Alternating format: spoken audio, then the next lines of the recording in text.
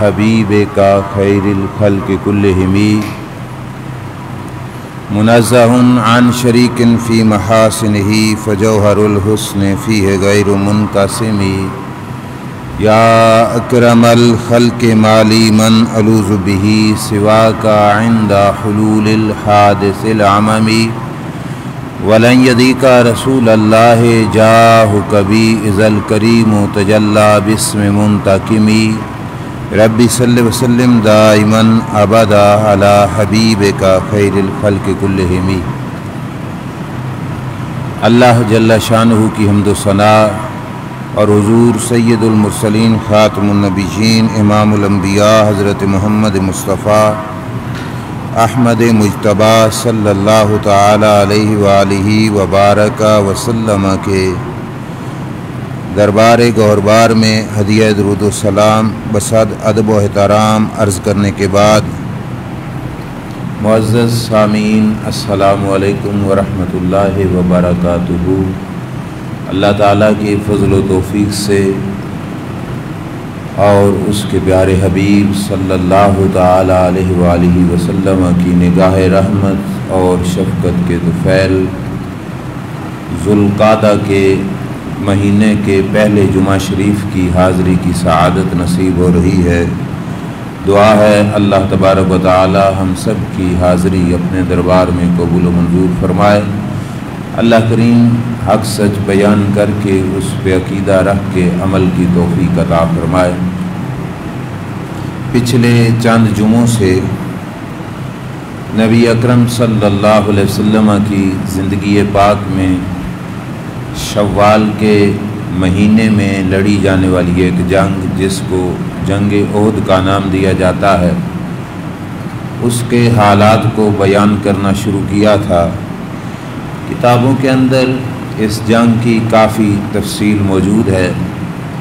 آج چوتھا جمعہ ہے اس کے حوالے سے ہماری گفتگو پر، لیکن آج بھی شاید یہ سلسلہ ختم نہ ہو کیونکہ بہت زیادہ تفصیل وار سلسلہ ہے اس جنگ کا۔ ایک تو صرف واقعہ کی حد تک قصہ اور کہانی کی روح سے اس واقعہ کا سننا ہے، لیکن ہم جس اعتبار سے بیان کر رہے ہیں کہ اس جنگ کے ایک ایک پہلو میں ایک ایک حصے میں اللہ تعالیٰ نے مسلمانوں کے لیے ڈھیر سارے سبق رکھے ہیں۔ ہم اس واسطے اس پر زیادہ تفصیل سے بھی بیان کر رہے ہیں کہ اس جنگ نے مسلمانوں کے لیے قیامت تک کے جو حالات ہیں ان کے حوالے سے مسلمانوں کے لیے ڈھیر سارے سبق جو ہے پیدا کیے ہیں۔ تو پچھلے جمعہ شریف پر آپ حضرات نے یہاں تک سنا تھا کہ رب کے پیارے محبوب صلی اللہ تعالی علیہ وآلہ وسلم کا حکم تھا 50 تیر اندازوں کو کہ آپ نے پہاڑی کا یہ حصہ چھوڑنا نہیں چاہے جو کچھ بھی ہو جائے۔ ان 50 میں سے 40 جب نیچے اتر آئے تھے، پیچھے 10 بچے تھے، اس خالی جگہ سے کافروں نے جا کے پیچھے سے حملہ کیا اور جنگ کی اچھی خاصی بنی ہوئی جو صورتحال تھی وہ الٹ ہو گئی۔ مسلمان فتح یاب ہو چکے تھے، مال غنیمت بھی اکٹھا کر رہے تھے، لیکن اس کے ساتھ ساتھ جب پیچھے سے حملہ آور کافر ہوئے تو مسلمانوں کے حالات الٹ گئے۔ اب مسلمانوں کو کافی مشکل کا سامنا کرنا پڑا۔ وقتی طور پر یہ مشکل مسلمانوں نے اٹھائی۔ جو یہاں سے ایک سبق ہے وہ عرض کر کے میں اسی حالات کو آگے کی طرف لے کے جاتا ہوں کہ اللہ تعالیٰ قیامت تک کے آنے والے مسلمانوں کو بتا رہا تھا۔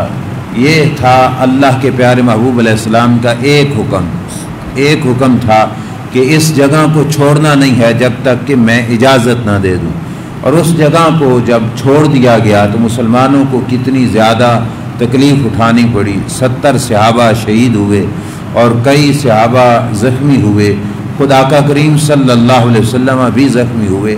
اللہ تبارک و تعالی جو بدر میں فرشتے بھیج کر مدد کر سکتا تھا، اس موقع پر اللہ کریم جل شانہ نے یہ تکلیف مسلمانوں کو کیوں دکھائی؟ اس کی حکمت یہ تھی کہ رب بتانا چاہتا تھا قیامت تک کے آنے والوں کو کہ اگر میدان جیتنے ہوں اور کافروں کے خلاف فتح یابی کرنی ہو تو اپنی عقل کے پیچھے نہیں چلا جاتا، اللہ کے رسول کے حکم کی تابعداری کی جاتی ہے کہ یہاں پر بھی جو حکم تھا رسول اللہ صلی اللہ علیہ وسلم کا، اگر اس حکم پر وہ 50 حضرات وہاں پہ ڈٹے رہتے تو یقیناً یہ فتح ہی رہتی اور اس کے حالات کچھ بھی تبدیل نہ ہوتے اور حالات کے اندر کسی قسم کی جو ہے خرابی پیدا نہ ہوتی۔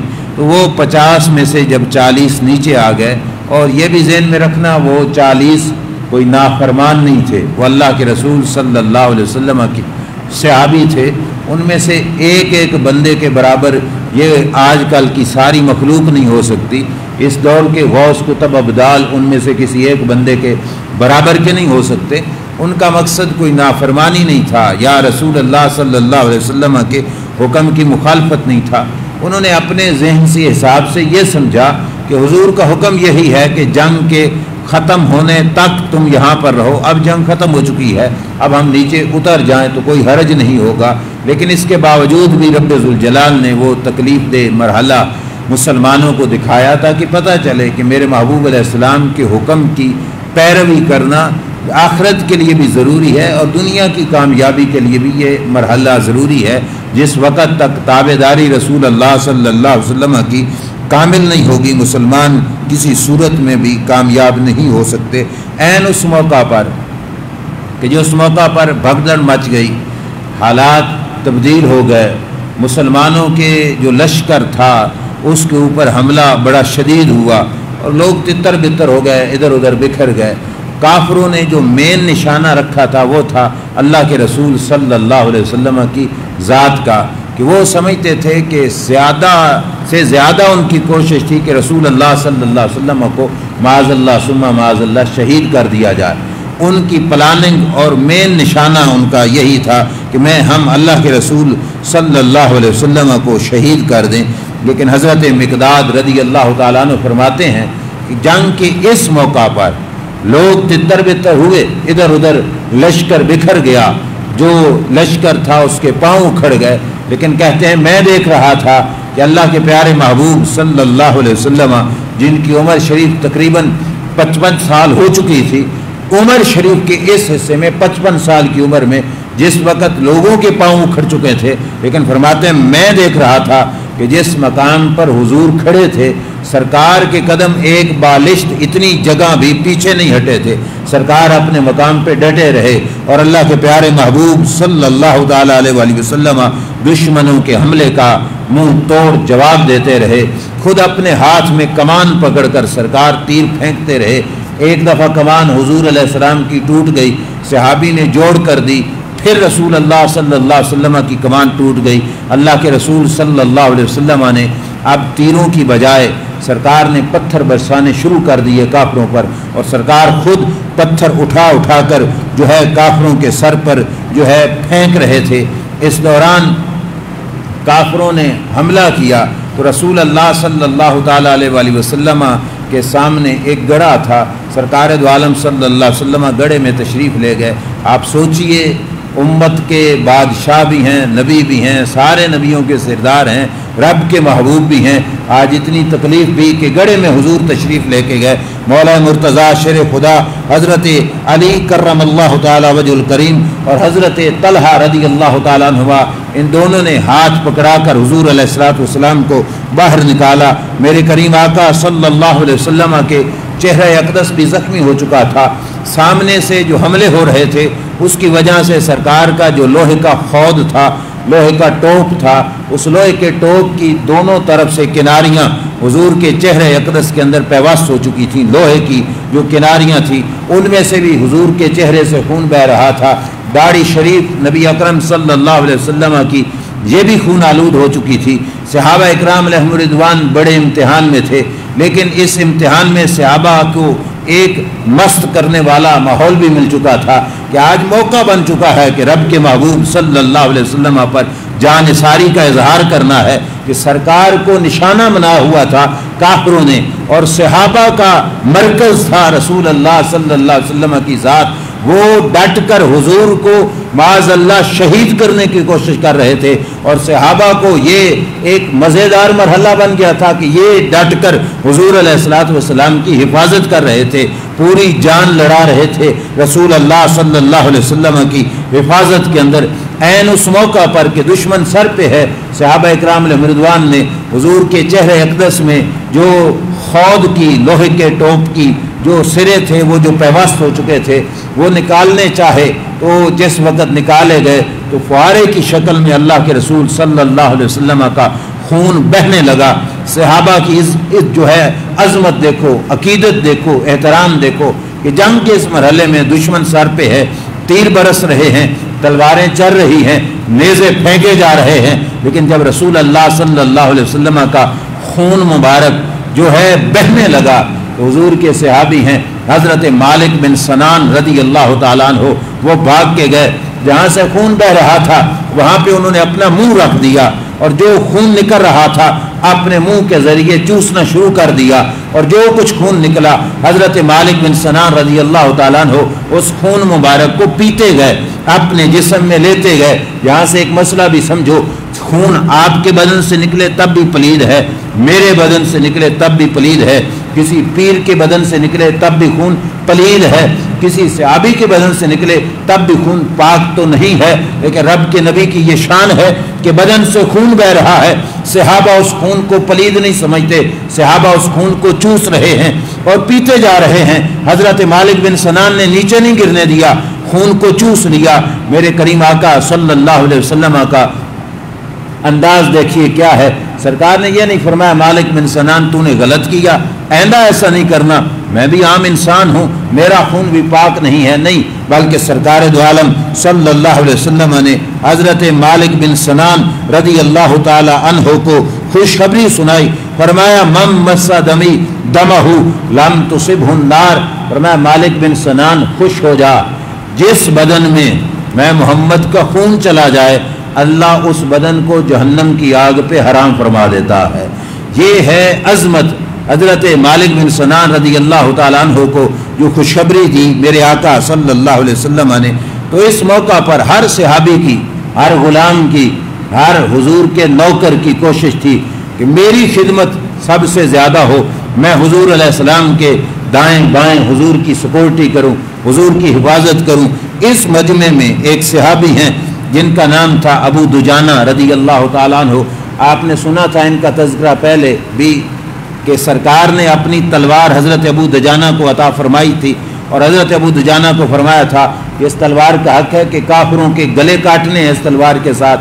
یہ حضرت ابو دجانہ جب ان کو پتہ چلا کہ رب کے محبوب صلی اللہ علیہ وسلم دشمن کے جھڑمٹ میں، دشمن کے گھیرے میں ہیں، اور ہر کافر کی یہ تمنا تھی معاذ اللہ کہ وہ حضور کو شہید کر دے معاذ اللہ، تو ان کو پتہ چلا، انہوں نے جنگ کے باقی مرحلے چھوڑے، دوڑ کر آئے جہاں پہ رب کے پیارے محبوب صلی اللہ علیہ وسلم موجود تھے۔ اب مزے کی بات جو ان کے کردار سے ملتی ہے، یقیناً ہم میں سے ہر شخص حضور سے محبت کرتا ہے، لیکن جنگ کا موقع ہو، تیر برس رہے ہوں، سرکار کی سکورٹی بھی کرنا اور ساتھ احترام اور تعظیم بھی پوری کرنا، اور جنگ کے میدان میں جنگ کی جو معاملات ہیں وہ بھی سارے نبھانا، یہ بڑا مشکل کام ہوتا ہے۔ جس وقت مرحلہ آپ جائیں نا کتب خانوں پر جہاں پہ کتابیں چھپتی ہیں، جہاں ڈھیر ساری کتابیں انہوں نے رکھی ہوئی ہوتی ہیں، تو یوں فرش پہ بھی وہ کتابیں رکھ دیتے ہیں اور کہتے ہیں مولانا ہماری مجبوری ہے، اب ہم کیا کریں، ایسا کرنا پڑ جاتا ہے۔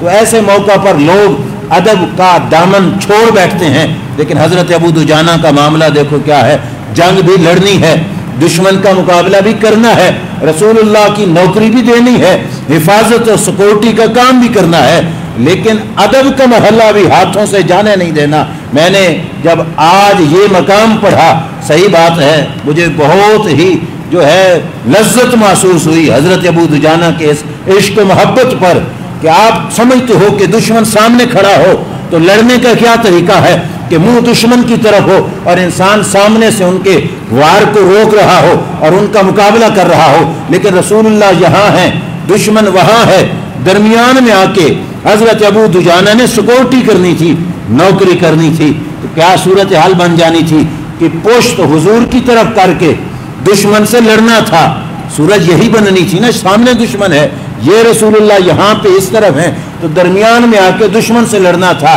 तो पुष्ट हो जानी थी अल्लाह के प्यारे महबूब सल्लल्लाहु अलैहि वसल्लम की तरफ। तो हजरत अबू दुजाना सामने आए। और दूसरी बात भी समझो, जंग के मैदान में मुजाहिद की इज़्ज़त गिरी जाती है कि उसने तीर खाया तो सीने पे खाया, पुष्ट पे नहीं खाया, ये इज़्ज़त गिनी जाती है। और किसी को पुष्ट पे लगे तो उसको समझा जाता है कि ये भागने वाला था। ये भी एक पॉइंट था यहाँ पर, लेकिन हजरत अबू दुजाना ने को सबको साइड पर रखा, कहा ताज़ीम भी पूरी होगी, रसूलुल्लाह की सिक्योरिटी भी होगी। इन्होंने मुंह कर लिया सरकार की तरफ और पुष्ट कर ली दुश्मन की तरफ और कहा दुश्मनों को कि तीर मारते जाओ, अगरचे तुम्हारे तीर के मुकाबले में मैं तीर नहीं चला सकूंगा, लेकिन तुम्हारे फेंके हुए तीरों को अपने बदन पे बर्दाश्त करके रसूलुल्लाह की हिफाजत करता जाऊंगा। इस जंग में हजरत अबू दुजाना रज़ी अल्लाह तआला अन्हु ने पुष्ट सामने कर दी, तीर बरसाते रहे दुश्मन। हजरत अबू दुजाना रज़ी अल्लाह तआला अन्हु ने एक तीर भी हुजूर तक नहीं पहुंचने दिया। जहां से भी तीर आया हजरत अबू दुजाना रज़ी अल्लाह तआला अन्हु ने अपने बदन पर, अपनी पुष्ट पर तीर खाए। और जंग का मंजर देखने वाले सहाबा कहते हैं बालिश्त तो बालिश्त रही, इंच तो इंच रहा। हमने देखा कि जितने तीर भी अबू दुजाना को लगे, एक बाल के बराबर भी अबू दुजाना ने अपनी जगह नहीं छोड़ी, सरकार की सिक्योरिटी करते रहे। मजा आ गया उन गुलामों को भी हुजूर अलैहिस्सलातु वस्सलाम की नौकरी करने में कि आज मौका बन चुका है तो जी भरकर गुलामी का हक अदा करें, जैसे गुलाम हैं हम गुलामी पूरी निभाए। हजरत अबू दुजाना रज़ी अल्लाह तआला अन्हु ये मरहला पेश कर रहे थे। और दीगर दूसरे सहाबी हैं हजरत साद बिन अबी वक़ास रज़ी अल्लाह तआला अन्हु, ये भी बहुत बड़े अजीम सहाबी हैं। इस्लाम के तीर अंदाजों में इनका पहला नंबर आता है। कहते हैं जिस वक्त हालात जंगे ओद में दिगरगू हो गए, मुसलमानों के पांव उखड़ गए, काफिर हमलावर हो चुके थे, ऐन उस हालत में मैं सोच रहा था कि भाग कर तो जाना नहीं, डट कर यहीं पे रहना है। बेशक मारा जाऊं तो उसकी मर्जी, बचा दे तो उसकी मर्जी। कहते मेरे ज़हन में ये सोच आ रही थी, लेकिन साथ ही तमन्ना थी मैं ढूंढूं तो सही अल्लाह के प्यारे नबी सल्लल्लाहु अलैहि वसल्लम को। कहते इसी इंतजार में था कि मैं सरकार को तलाश करूं। अचानक झुरमट में एक हस्ती मुझे नजर आई जिनका चेहरा बिल्कुल लाल हो चुका था और उनके साथ उनके सिक्योरिटी करने वाले एक साथी थे। वो हजरत साद कहते हैं वो मेरे भी जानने वाले थे। मैंने दिल में सोचा कि मैं इनसे पूछता हूँ कि आज अल्लाह के रसूल सल्लल्लाहु अलैहि वसल्लम कहाँ हैं। कहते हैं अभी मैंने पूछा नहीं था कि वो साथी खुद बोले। उन्होंने कहा ऐ साद, ये हैं अल्लाह के रसूल सल्लल्लाहु अलैहि वसल्लम जिनका चेहरा यकदस आज सुर्ख हो चुका है। सुनकर हमारा पाँव, दिल, जिगर कांपना चाहिए कि जिस हस्ती के कदमों की तलियां चूमने के लिए रब का अर्श तरसता है, वो हस्ती आज लहूलुहान हो चुकी है, उनका चेहरा यकदस खूनालूद हो चुका है। हजरत साद कहते हैं मुझे उन्होंने बताया और साथ ये भी बताया कि साद सरकार तुम्हारा पूछ भी रहे थे। बस ये है इश्क की इंतहा कमाल कि सहाबा को इतने लफ्ज में भी लज्जत आ जाती थी। हजरत साद कहते हैं कि जिस वक़्त ये जुमला मैंने सुना ना कि सरकार मेरा पूछ रहे थे, कहते हैं मुझे यूं महसूस हुआ कि रब ने मुझे नई जिंदगी अता फरमा दी। कहते हैं बेशक जख्मों से चूर हो चुका था, मेरा बदन जख्मों से छलनी था, मैं बहुत बेबस हो चुका था, लेकिन बस ये जुमला सुनना था कि सरकार ने मेरा पूछा है। कहते हैं मैं बिल्कुल सीधा होकर खड़ा हो गया, मैं चला गया हुजूर अलैहिस्सलातु वस्सलाम के पास, नबी अकरम सल्लल्लाहु अलैहि वसल्लम के पास हाजिर हुआ। सरकार दो आलम सल्लल्लाहु अलैहि वसल्लम ने फरमाया साद तेरा निशाना बड़ा है, ये ले तीर और फेंकता जा दुश्मन पर। अब हजरत साद हुजूर के पास बैठकर तीर फेंकने लग गए। ये नौकरी भी किस्मत वालों और सादतमंदों को नसीब होती है। मस्जिद नबवी में रियाजुल जन्ना में बैठकर जिसको तिलावत करने की सादत मिल जाए वो भी बड़ा खुश नसीब है और बड़ा नाज करता है इस अमल पर। लेकिन इनकी किस्मत देखो कितनी कि रियाजुल जन्ना नहीं, रियाजुल जन्ना के मालिक के पास बैठे हैं और अल्लाह के नबी के पास, और सिर्फ नफल नहीं दुश्मन का मुकाबला कर रहे हैं और सरकार हलाशेरी दे रहे हैं। हज़रत साद बिन अबी वक़ास रज़ी अल्लाह ताला अन्हु फरमाते हैं, मैं तीर फेंक रहा था दुश्मन के सरों पर, और तीर फेंकते हुए ये सवाल अल्लाह से दुआ करता था, अल्लाहुम्मा सामुका फर्म बिही अदुव्वका, या अल्लाह ये तीर मेरा नहीं, ये तेरा तीर है। अब अकीदा देखो ना क्या है, तीर कौन फेंक रहे हैं? खुद हज़रत साद, निकाला अपने थैले से है, और कहते क्या है कि या अल्लाह ये मेरा नहीं, ये तेरा तीर है। क्यों? तेरी रजा के लिए चल रहा है, तो मेरा नहीं तेरा है। और आगे क्या, फर्म में भी उदुआ का, या अल्लाह मैं फेंकता जा रहा हूं, निशाना सीधा करना मौला तेरा काम है। अब ये भी नजरिया देखो कि हाथ हिलाना हमारा काम है, आगे के मामले सीधे करना रब का काम है। वल्लज़ीना जाहदू फीना लनहदियन्नहुम सुबुलना, अल्लाह फरमाता है जो मेरी राह में मुजाहिद बनते हैं, राहें मैं खुद सीधी कर देता हूँ।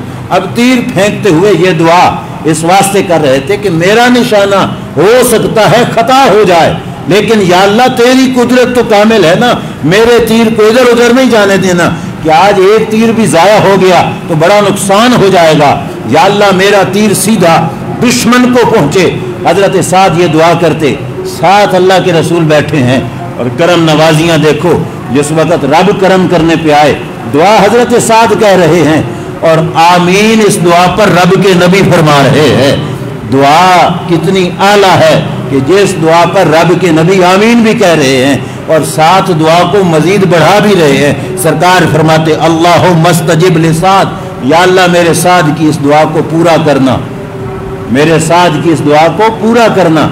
और साथ हुजूर भी दुआ देते क्या, अल्लाहुम्मा सद्दिद लिसाद रमियतहु, या अल्लाह साद के फेंके हुए तीर को सीधा भेजना, जहां फेंके वहां पे जाए, सीधा भेजना, दुश्मन से निशाना खता न हो। ईहन सादुन, सरकार की अल्लाह शेरी देखो, हजरत साद को कहते, ओए साद मुबारक हो तुझे, ओए साद मुबारक हो तुझे। अगला जुमला तवज्जो से सारे भाई समात करना, अगला जुमला बड़े कमाल का है। मैदाने उहद में तीर पकड़ाते हुए और तीर चलाते हुए सरकार मुबारक भी दे रहे थे, और आगे क्या कहते, फिदा का अबी व उम्मी या साद।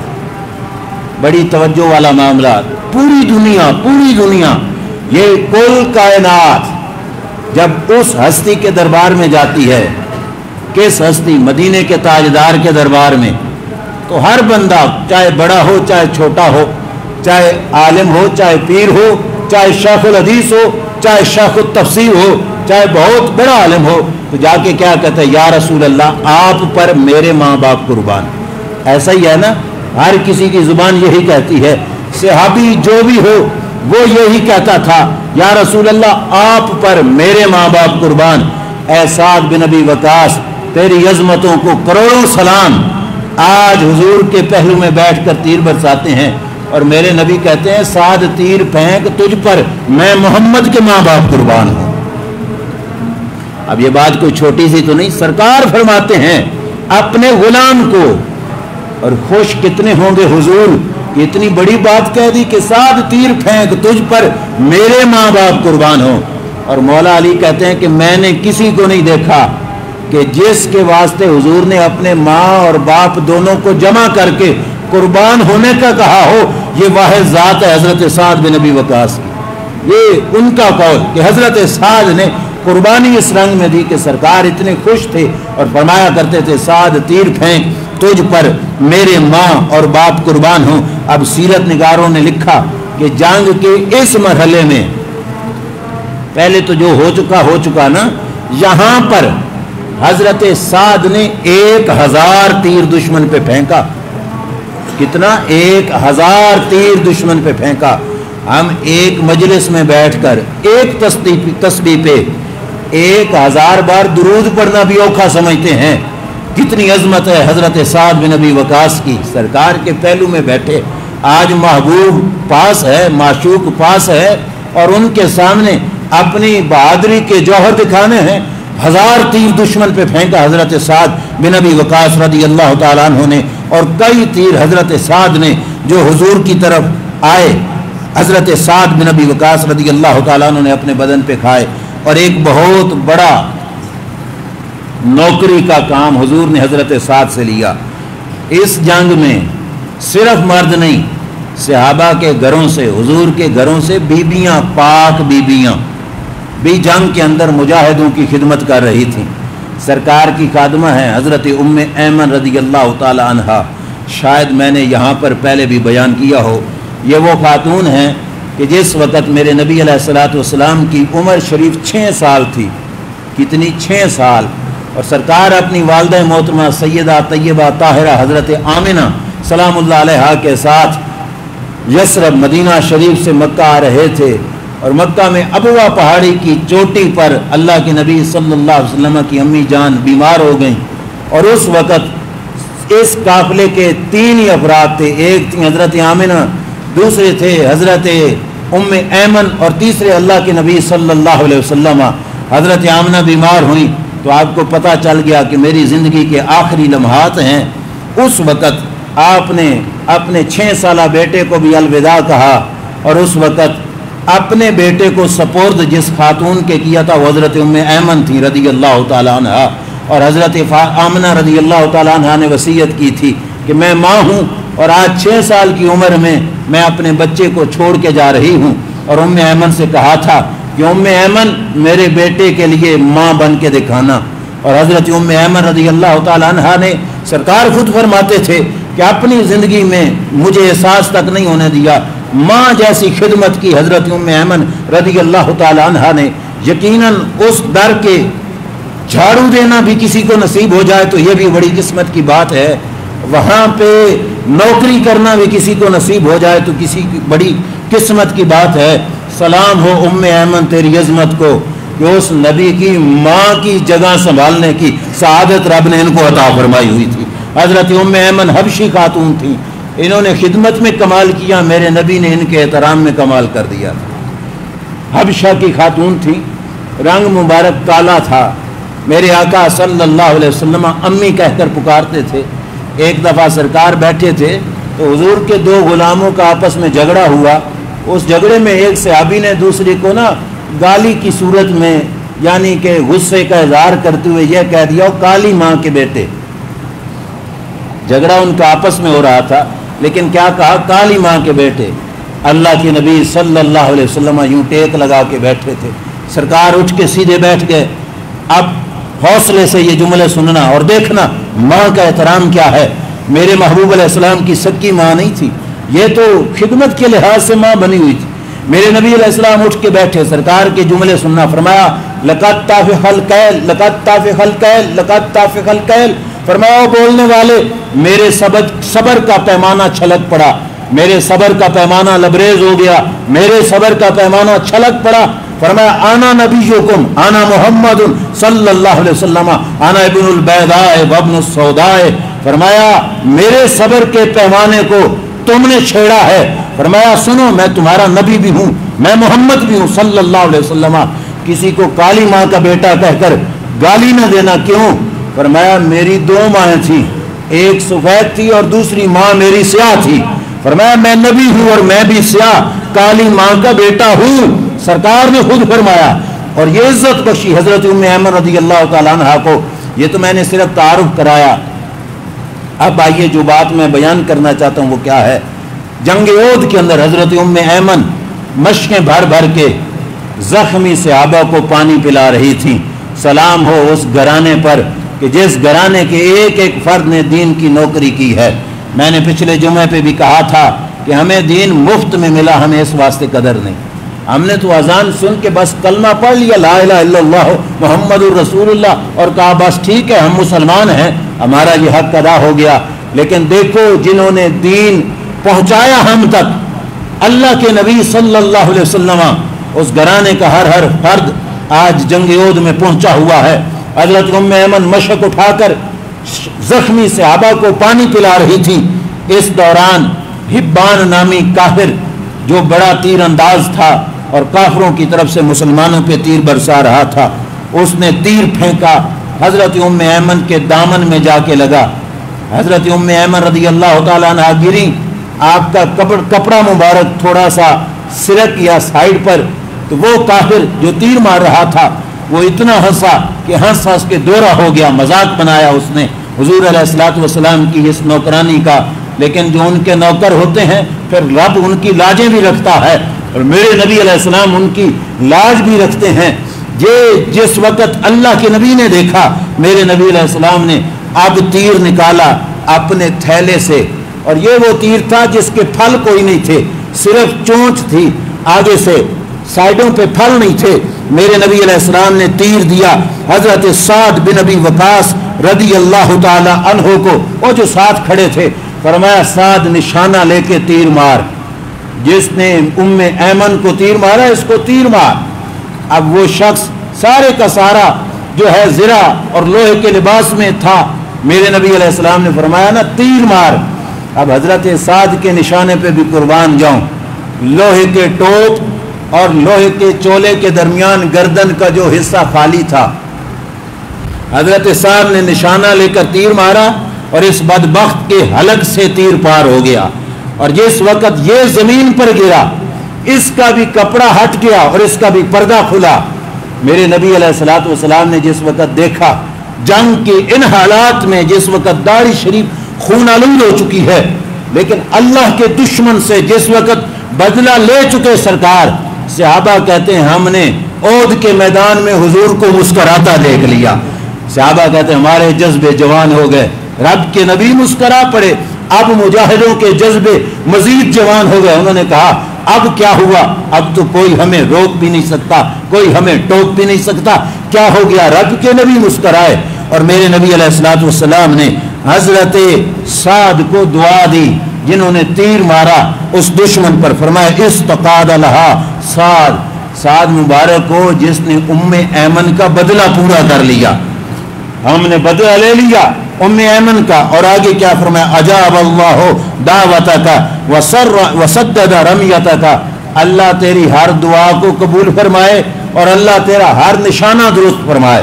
سرکار نے یہ دعا دی حضرت سعد بن ابی وقاص رضی اللہ تعالیٰ عنہ کو۔ میں نے پہلے کہا کہ مشکل حالات بن چکے تھے، دشمن حضور کو نشانے پہ لینے کے جو ہے تار میں تھے، اور آج ہر غلام کی خواہش تھی کہ قربانی میں بھی پیش کر کے آؤں، حضور کی نوکری میں بھی پیش کر کے آؤں۔ اس دوران وقت ہو چکا ہے، میں آخر پہ جس ہستی کا ذکر کرنا چاہتا ہوں کہ مرد صرف نہیں تھے، عورتیں بھی تھیں۔ ایک خاتون جن کا نام تھا نصیبہ بنت کعب رضی اللہ تعالی عنہا، نصیبہ بنت کعب، یہ سیرت کی کتابوں میں ان کا مشہور نام ہے ام امارہ رضی اللہ تعالی عنہا۔ جس وقت رسول اللہ کافروں کے نرغے میں تھے، یہ آئی تو پانی پلانے کے لیے تھی، تو جس وقت یہ مشکل دیکھی تو مشق سائڈ پہ رکھی، تلوار اٹھا لی اللہ کی اس مجاہد خاتون نے، تلوار اٹھا کے دشمن کے ساتھ لڑنا شروع کر دیا۔ اگر کوئی کافر دائیں سے حضور پہ حملہ کرتا تو ان کے مقابلے میں حضرت ام امارہ آ جاتی، بائیں آتا تو حضرت ام امارہ رضی اللہ تعالیٰ عنہ آ جاتی۔ سرکار نے جنگ کے بعد فرمایا تھا، فرمایا اس جنگ میں فلاں فلاں فلاں شخص مرد سے بھی ام امارہ کا مقام بلند ہے، اس کا مقام بہت زیادہ ہے۔ حضرت ام امارہ کی قسمت دیکھو، جب یہ خوشی حضور کی دیکھی نا تو سرکار کی بارگاہ میں دعا کے لیے کہہ دیا۔ دعا کیا منگوائی؟ مسلمانوں ناز کرو اپنی قسمت پر کہ جن کو امتی بنایا رب نے عقائد عالم کا صلی اللہ علیہ وسلم، ہمیں تو کچھ کیے بغیر سب کچھ ملا۔ اس موقع پر حضور کی بارگاہ میں دعا کروانے لگی، یا رسول اللہ صلی اللہ علیہ وسلم ادعو اللہ ان یرافقک فی الجنہ، یا رسول اللہ اگر راضی ہونا تو رب سے دعا کرو کہ اللہ جنت میں بھی آپ کو ہمارے ساتھ رکھے، جنت میں ہمارا آپ کا ٹھکانہ اکٹھا ہو۔ میرے نبی علیہ السلام نے فوراً دعا کر دی اللہ کی بارگاہ میں، اللہم اجعلہم رفقائی فی الجنہ، یا اللہ جنت میں ان غلاموں کو میرا رفیق بنا کے رکھنا۔ سرکار نے دعا کی۔ یہ ام امارہ، اور وقت ہو چکا ہے اس واسطے میں بات ختم کر رہا ہوں۔ جنگ یمامہ ہوئی تھی، ختم نبوت کا منکر تھا مسلمہ کذاب، اس جنگ میں ام امارہ گئی تھی کہ میں نے مسلمہ کو جا کے قتل کرنا ہے، اور ڈھونڈتی رہی کہ مسلمہ کو مارنے کے لیے اچانک افواہ پھیلی کہ مسلمہ تو قتل ہو گیا، تو یہ ڈھونڈنے کے لیے پہنچی کہ مسلمہ کو کس نے مارا۔ مسلمہ کی لاش کے پاس پہنچی تو پوچھا مسلمہ کو کس نے مارا، تو ان کا بیٹا پاس کھڑا تھا عبداللہ بن زید، اس نے کہا اماں جان تھوڑا سا حصہ میرا بھی ہے مسلمہ کو قتل کرنے میں۔ حضرت ام عمارہ اسی وقت اس میدان میں زمین پر سجدہ کر کے رب کے دربار میں شکر کرنے لگی، مولا تیرا شکر ہے کہ جس نے یہ سعادت مندی میرے بیٹے کو عطا فرمائی ہے۔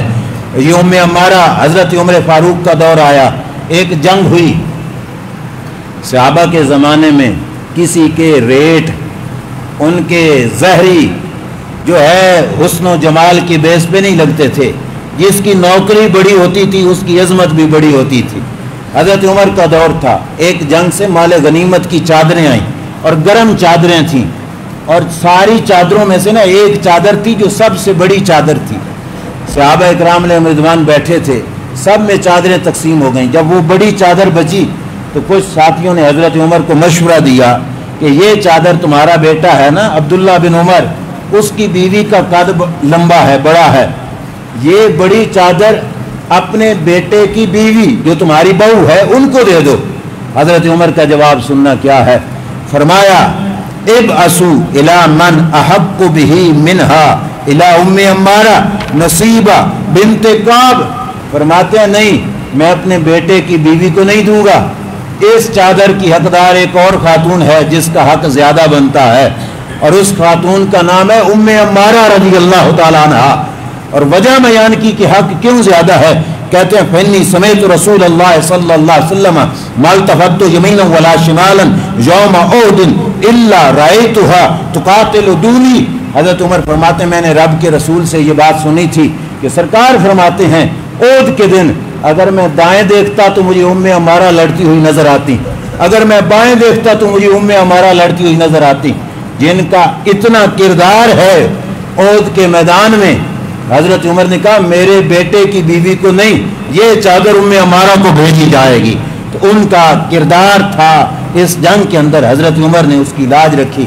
بہرحال سلسلہ تو آج بھی پورا نہیں ہوا، اس کے آگے مزید بھی سلسلہ ہے جنگ احد میں جو صحابہ کو موقع ملا اور انہوں نے جی بھر کر اللہ کے نبی صلی اللہ علیہ وسلم کے اوپر اپنی قربانیوں کا اظہار کیا۔